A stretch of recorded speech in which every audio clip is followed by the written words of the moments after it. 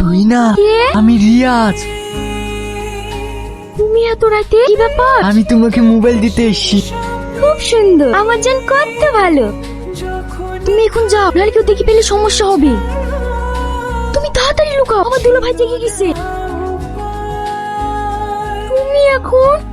হ্যাঁ, আমি তোমার জন্য মোবাইল নিয়ে এসেছি। ঠিক আছে, মোবাইলটা দিয়ে তাড়াতাড়ি যাও, নাহলে কেউ দেখে ফেলতে পারে। না, আগে তোমাকে একটু ভালো করে দেখি, তারপরে যাব।